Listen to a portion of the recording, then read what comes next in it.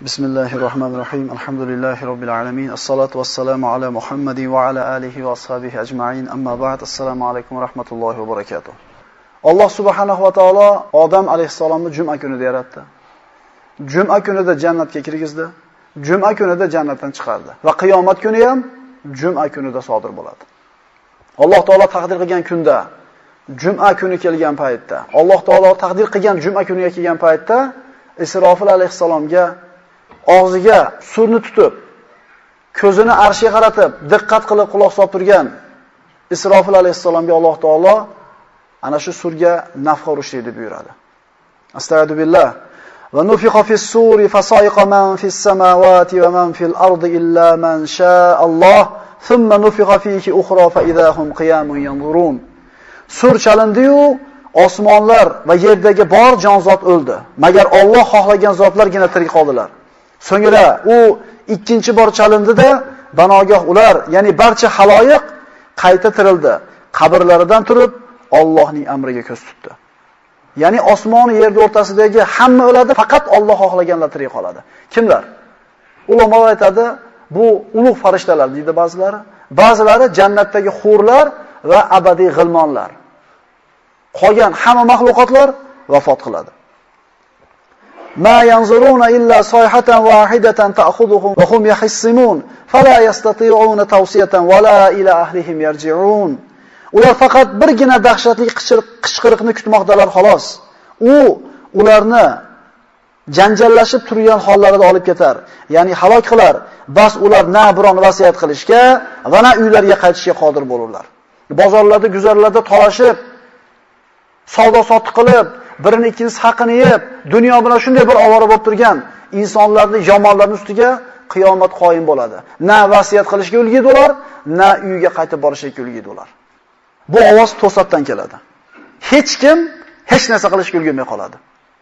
Avvaliga bu ovoz sekinlik bilan boshlanadi. Keyin ko'tarilib bo'ladi, butun koinotdagi mahluqotlarni halok qiladi. Uni avvaliga bitta odam eshitadi. U odam uyini devorlarini tuzatayotgan, devorning ustida ish qilayotgan odam bo'ladi. Birinchi bo'lib shu eshitadi, birinchi bo'lib yiqilgan, qiyomatda surning ovozini eshitib bo'lgan kishi mana shu devorning ustida turgan kishi bo'ladi. Keyin ovoz ko'tariladi, butun koinot halok bo'ladi. Nabiy sollallohu alayhi vasallam aytadilar, qiyomat ikki kishi bir ko'ylakni savdolashib turganlarda qoyim bo'ladi. Ular hali savdolarni tugatib ham yoki bir-biridan ajramagan bo'ladi. Savdosining ustida qiyomat bo'ladi. Bir kishi o'zini hayvonini sutini sog'ib, olib kelib ichishlikka ulgurmasdan qiyomat qoyim bo'ladi. Bir kishi devorini tuzatib, uni pardozlab ustiga suv quymay turib qiyomat bo'ladi. Bir kishi tayyorlagan taomini olib, og'ziga solmay turib qiyomat bo'ladi. Ya'ni ovqatni pishirib kelib, olib yeyishlikkacha, luqmani tovoqdan olib og'ziga solishlikkacha qancha vaqt o'tadi? Mana shunday qisqa muddatda qichqirib tutadi, hammasi birdaniga halok bo'ladi. Avvaliga sekin-sekin boshlanadi ovoz, keyin birdaniga ko'tarilib ketadi. Shunda buyuk bir ajoyib ishlar sodir bo'ladi.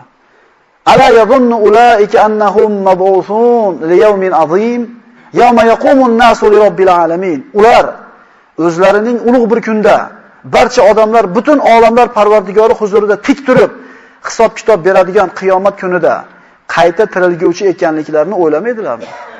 Birodarlar, birodar haqqini yeyotganda, namozga beparvo bo'layotganda, ibodatdan beparvo bo'layotganda o'lib Allohning oldida turishlik esidan chiqib qolyaptimi odamlarda?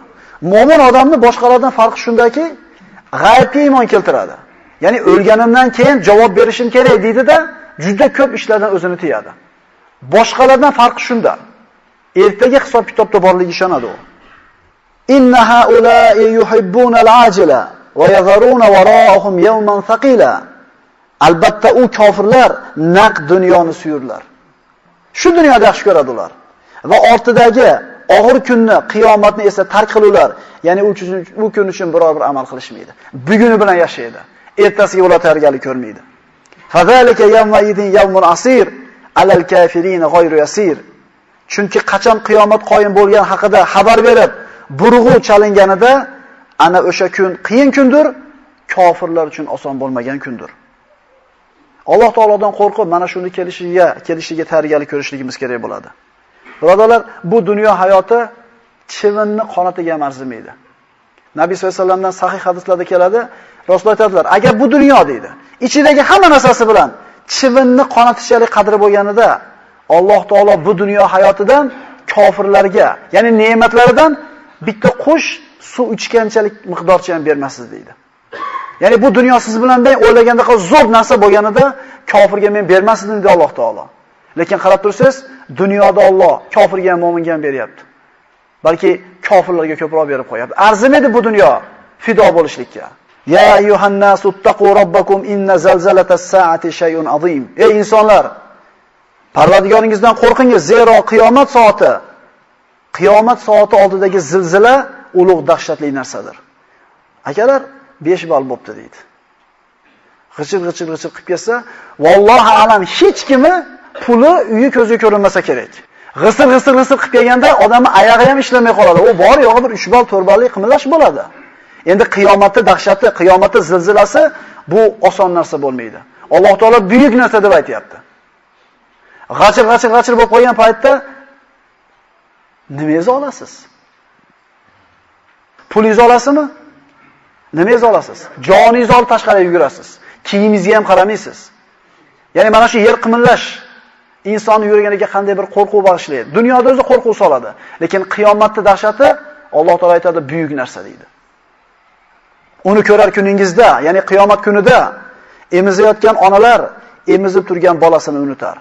Dunyoda ena bolasiga yuguradi, beshigini ko'taradi, beshigini quchoqlaydi. Yer qimillaganda bolasiga osiladi. Lekin qiyomat shunday dahshatki, emizib turgan bolasini tashlab yuboradi. Barcha homilador ayollar o'z homilasini tashlab yuborar. Odamlarni mast, alas holda ko'rursiz. Holbuki ular mast emas. Allohning azobi qattiqligidan, qo'rquvning buyukligidan aql hushlarini yo'qotib qo'yadi odamlar. Wala tahsabanalloha g'ofilan amma ya'maluz zolimun. Dunyoda sizga biroz zulm qilsa, haqingizni olib ketsa, haqingizni undira olmasdan, unga javob bera olmasdan ichingiz ezilib qoladi. Tuhmat bo'ladi.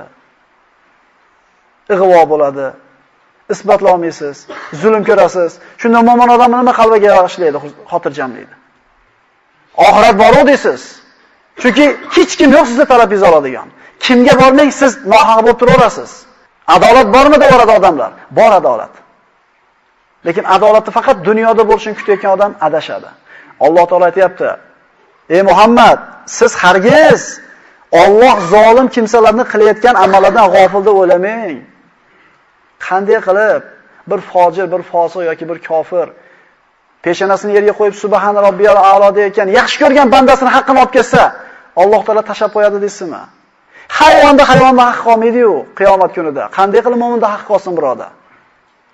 Innama yu'akhiruhum liyawmin tashkhasu fihi al-absar muhti'ina muqni'i ru'usihim la yartaddu ilayhim tarfuhum wa fidatuhum hawa.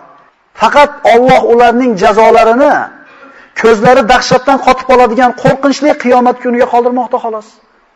Sabr qilib turinglar, olasizlar haqqingizlarni.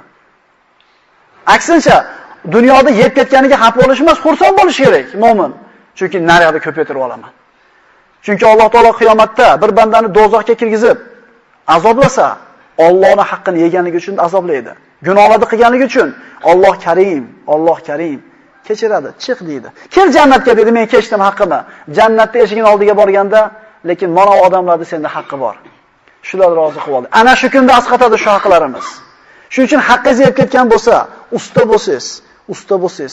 Ishlatib haqqingizni bermagan bo'lsa, arzimagan bahona topib yoki bermasdan cho'zib yurgan bo'lsa, ko'p ham siqilib yuboravermang. Agar bu koinotda hayotning ikkinchi qismi ishonadigan bo'lsangiz, qarasang, yeyapti, haqqidan qo'rqmayapti hech kimi, zulmni qilyapti, ishib semirib chiroyli yashayapti. Sizdan bitta xatolik o'tib qolsa, teshib chiqyapti bir etingizdan.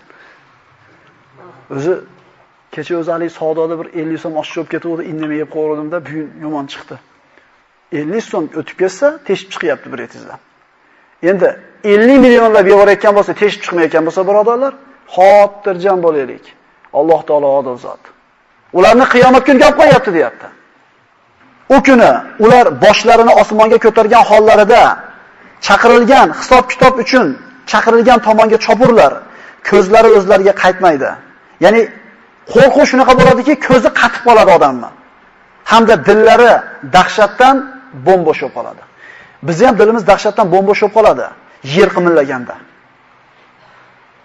O'sha holatingizni eslang-da. Kimligingiz, nimaligingiz, familiyangiz, nechta pulingiz borligi, qanaqa mashinangiz borligi, qaysi ko'chada turganingiz nechta esingizga kelmaydi. Mana shu dahshatdan yuringiz bo'shab qolishi bo'ladi. Lekin hali yer qimillash to'xtagandan keyin o'zingizga kelasiz. Chiqib ketaveribmiz axira, hamma yo'q tashab. Fakayfa tattaquna in kafartum yawman yaj'alul wildana shiba. As-samaa'u munfatirun bih kana wa'duhu maf'ula. Bas, agar sizlar kofir bo'lsangizlar, o'z dahshati bilan bolalarining sochlarini oqartirib, chollarga aylantirib qo'yadigan kunning azobidan qanday saqlanosizlar? Qiyomat shunday dahshatki, aql hushi joyida katta kishi emas, yo'rgaydagi chaqaloqni qaritib, sochlarini oqartirib, yuzlarini burishtirib, yo'rgaydagi cholga aylantirib tashlaydi. Vaholanki bu aql yetadigan banda emas bu. Bu hali go'dak bu, aqli yo'q buni. Lekin dahshat mana shunday qarilikka solib boradi. U dahshatli kun sababli osmon ham yer ham yorilguchidir. Allohning va'dasi amalga oshguchidir.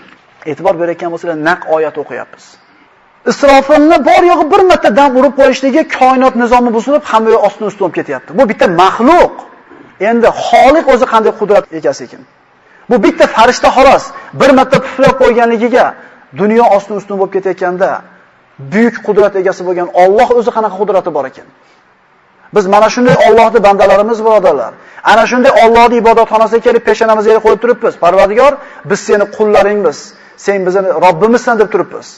Mana shu uchun Alloh yaxshi ko'radi siz bilan bizni. Fa iza nufikha fis-suri nafkhatun wahida va humilatil ardu wal jibalu fadukkata dakkatan wahida fa yawma idhin waqa'atil waqiya wa anshaqqatis samaa'u fa hiya yawma idhin wahiya. Bas, qachon sur bir chalinganida va tog'u yerlar, yer va tog'lar o'z joylaridan ko'tarilib, bir-birlari bilan urilib chalparchin bo'lganida, ana o'sha kunda voqea bo'lar, ya'ni qiyomat sodir bo'lar va osmon yorilur. Tog', yer titilib, bir-biri bilan to'qnashadi. Kalla iza dukkatil ardu dakkan dakka. Yo'q, bunday kirdikorlaringizni qaytingiz. Qachon yer zilzilaga tushib, barcha narsa chirparchin qilinganida. Yawma tarjuful ardu wal jibalu fakanatil jibalu katiban mahila. U kunda yer va tog'lar titroqqa tushar va u tog'lar to'kilib turguvchi qum tepalarga aylanib qolar. Mana shu tog'lar qum bo'lib ketadi, deyapti Alloh taolo. Va takunul jibalu kal ahnil manfush. Mana shu buyuk tog'lar titilgan jundek osmonda uchib yuradi. Bu qanaqa shamol bo'ladi? Qanaqa kun bo'ladiki, o'rnidan qimlatishlikka biz qodir bo'lmagan shunday bir og'ir tog'lar titilgan jundek uchib yuradigan bo'lsa. Va izal biharu sujjirat. Dengizlar tandir kabi qizitilganda va suv o'rniga olov bilan to'lganida. Dengizning suvlari qaynab, olov o'rnida turgandek bo'ladi. Va izas samaa'u fatarat. Osmon yorilganda, yoriladigan narsa yo'q osmonda. U yoriladigan narsa qattiq narsa bo'ladi.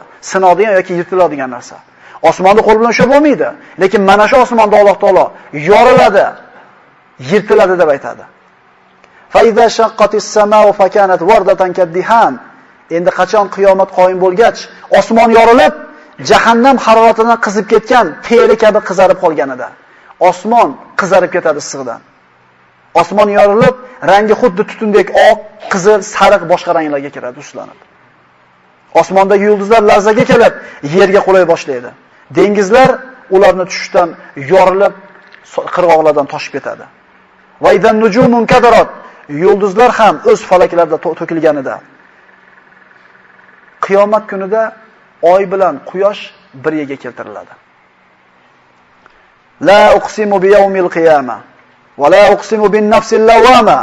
Ayahsabul insanu allan najma'a idama bala qodirina ala an nusawwiya banana. Mushriklar qiyomat bor desa, oxirat bor desa, aytishardiki, ha bu chirib yo'q bo'lib ketsak, qanday qilib bu chirib turib olib ketgan jasadimizni yana Alloh tiriltiradi desa, Alloh aytayaptiki, men qiyomat kuniga qasam ichurman va men malomatgo'y nafsiga qasam ichurmanki, hech shak shubhasiz qayta tirilib hisob-kitob qilinursizlar. Inson biz uni chirib tuproqqa aylanib ketgan suyaklarini hargiz to'play olmas deb gumon qilurmi? Yo'q. Biz uning barmoqlarini ham tikilab joyiga keltirishga qodir bo'lgan zotmiz. Bana ko'p aytganmiz. Kriminalistika fan rivojlanganda insonning barmog'ini izi boshqa insonning barmog'iga o'xshamas ekan. Lekin 1400 yil burun Qur'oni Karimda Alloh taolo barmog'ingni 3gacha to'lab qo'yaman deyapti. Bu Qur'ondagi ilmiy mo'jizalarga dalolat qilardi. Ikkita insonning barmog'ini izi emas, monovi barmog'iga izi o'xshamaydi. Endi tasavvur qiling, necha xil variant, necha xil kombinatsiya bor. Hozir yashab turgan 7 milliard odamni 2ga ko'paytiringda, ana shu barmoqlardagi chiziqni kombinatsiyasini chiqarib ko'ring, matematikani tushunsiz. Va Odam alayhisalomdan beri qancha odam kelib ketdi? Qiyomatgacha qancha kelib ketadi? Bu kombinatsiya takrorlanamikin? Balki inson oldida kelgusi hayotda ham fisq, fujur, gunoh amallarni qilmoqni istab, qiyomat qachon o'zi deb qolar. Bas, ko'rgan dahshatlaridan ko'z qamashib, osmondagi oy ham tutilgan holda, quyosh va oy birlashtirilgan vaqtda, ana o'sha kunda u inson u balo ofatlardan qayerga qochib qutulish mumkin deb qolar. Oy bilan quyosh to'qnashadi. Mana fizikani o'qisak yoki bir boshqa bir aniq o'qiydigan bo'lsak fanlarni, mana shu yer shari aylanishligida agar 1 sekund sekinlab qolsa, quyosh tushgan joy kuyib ketadi deydi. Quyosh tushmagan joy muzlab ketadi deydi. 1 sekund. Endi agar 1 sekund tezlab ketsa, yer betidagi hamma narsa ko'tarilib ketadi deydi. Sekundiga, millimetriga, mikroniga hisob kitob qo'yilgan mana shu dunyo qiyomat qoyim bo'lganda o'zini nizomidan buzilib chiqib ketadi. Jabbor Xoliq kelib osmon yerni o'zining qo'li bilan ushlaydi. Va ma qadarulloha haqqa qadri val ardu jami'an qabzatuhu yawmal qiyamah was samawati matwiyatun bi yamini. Ular Allohni to'g'ri taniy olmadilar. Butun yer qiyomat kunida uning qabzasi changalidadir. Osmonlar esa uning qudrat qo'liga yig'ilgandir. U zot ularning shirklaridan pok va yuksakdir. Biz uni arzimagan bir qismimiz. Mana shu koinot 7 qavat osmon, osmondagi galaktika degan bo'lsak, bizning galaktikamiz hech narsa emas. Lekin qanchalik katta. Shularning hammasi butun koinot Alloh taolaning changalida bo'ladi deb aytilyapti. Alloh taolaning qudrati, Alloh taolaning azamati qanchalik buyuk. Yawma natvis samaa katayis sijilli lil kutub kama bada'na awwala khalqin nu'idu wa'dan alayna inna kunna fa'ilin. Alloh taolo nimaga o'xshatyapti osmonni? Diqqat qilib turinglar. Palosni yig'ishtirib yumaloq qilib qo'yamiz, tikka qilib qo'yamiz. Yig'ishtirib qo'ydik deymiz. U kunda biz osmonni ham xuddi maktub yozilgan sahifani o'ragan yangliq o'rab birinchi marta qanday yaratgan bo'lsak, o'sha holga qaytaramiz. Bu bizning zimmamizdagi va'dadir. Albatta biz shunday qilguchidirmiz. Osmonda Alloh taolo shuni yig'ishtirib olib qo'yadi, deyapti. Qayerga olib qo'yadi? Osmonda olib qo'ysa nima qoladi u yerda? Nizom buziladi. Osmon va yerdagi hamma o'ladi. Kullu man alayha fan va yabqa wajhu robbika zul jalali val ikrom. Yer yuzidagi barcha jonzot fonidir. Buyuklik va karam sohibi bo'lgan Parvardigoringizning yuzi o'zingizdan mangu boqiy qolur. Jamiki tiriklar o'ladi. Faqatgina haqiqiy hay bo'lgan Alloh tirik bo'ladi. Bu vayron bo'lgan, ostin-ustun bo'lgan koinotga qarab Alloh taolo nido qiladi. Dunyoda tog'iylar bor. Haddidan oshgan zolimlar bor. Mutakabbirlar bor, jabborlar bor. Gapi ikki qilmaydigan amaldorlar, podshohlar bor. Polvonlar bor, boylar bor. Yer yuziga hukmronlikda da'vo qilganlar bor. Mana shu kunda ular qayerda bo'ladi? Mana shunday dunyo ostin-ustun bo'lib turgan paytda Alloh taolo butun dunyoni o'zining qabzasiga, koinot shuni ushlagan holda aytadiki, Buxoriy va Muslim rivoyat qilinadi. Osmonni Alloh ushlaydi, deydi Rasululloh. So'ngra yerni podshohlari qani? Mutakabbirlar qani? Jabborlar qani deb so'raydi. Hech kim javob bermaydi.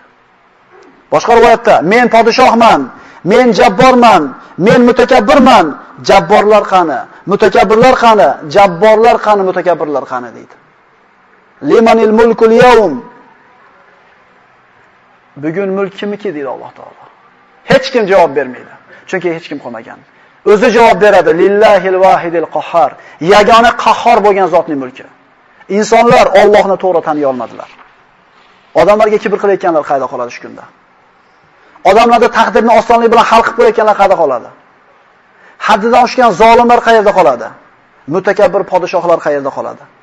Ey odam bolasi, nimaga takabbur qilasan? Nimaga kibr qilasan? Kimsan? Takabburlik qilgani kimsan? Axir asling najosat, qorning to'la najosat, qabrga kirganda to'la najosat bo'lsang. Axir sen siydik yo'lidan bir marta u yoqqa, bir marta bu yoqqa yurgan bo'lsang, qo'lingda na bir o'zingni tiriltirish yoki o'ldirish qo'lingda bo'lmasa, nimaga kirilasan? Insonni, ya ayyuhal inson, ma g'arraka bi robbikal karim. Ey inson bolasi, Karim bo'lgan Parvardigoriniga ibodat qilishingdan seni nima g'ururlantirib qo'ydi? Nimaga ishonyapsan? Nimaga ishonyapsan?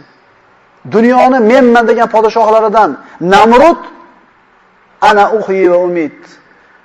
Ibrohim alayhisalom Alloh o'ldirib tiltiradi desa, men ham o'ldirib tiltiraman dedi. Bor ikkita mahbus topib kel dedi. Ikkalasi o'limga hukm qilingan edi. Manoni dedi o'ldiringlar, manoni qo'yib yuboringlar. Mana men tiriltirib o'ldirdim dedi. Alloh tiriltirishi o'ldirishi bilan bunikini farqi bor. Shu Namrudni Alloh taolo birodarlar bir chivin bilan halok qildi. Mana shu mutakabbirni shunday xor qildiki, rivoyatlarda shu chivin burniga kirib ketdi, yana cho'loq bo'ladi o chivin. Chivin qimirlagan paytda oyoq kiyimlar bilan boshiga urishganida shunda chivin to'xtar ekan, shunda orom olar ekan. Alloh xor qilgani ko'ringki, xudolikni da'vo qilayotgan eng qudratli bo'lgan podshoni boshiga kirgan, burniga kirgan chivin boshiga oyoq kiyim bilan urishga sabab bo'lyapti. Alloh taolo xor qildi. Inson kibr qilishga zarracha haqqi yo'q. Qalbida zarracha kibr bor odam jannatga kirmaydi. Valahul kibriya'u fis samawati val ard va huval azizul hakim. Osmonlar va yerdagi barcha buyuklik yolg'iz unikidir. U qudrat va hikmat sohibidir. Rasululloh mana shu oyatni o'qib turib aytadilar. Alloh o'zini o'g'lab, men podshohman, men jabborman, men mutakabbirman, men azizman, men karimman. Payg'ambarimiz shu so'zni aytganda payg'ambarimiz sollallohu alayhi vasallam turgan minbar titradi deydi. Ya'ni bu mashhadda dahshatliligidan, Alloh taolaning sifatlaganligidan, bu holat ulug'ligidan payg'ambarimiz bergan mana shunday bir so'zlariga payg'ambarimiz minbari titradi. Payg'ambarimiz yiqilib tushammikin deb qo'rqib ketdim deydi. Abdulloh ibn Umar.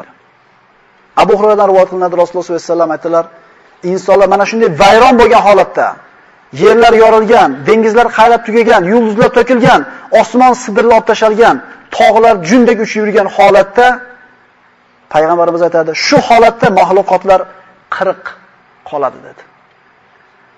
Abu Hurayradan, Abu Hurayra 40 kunmi deydi. Dedi, abayt.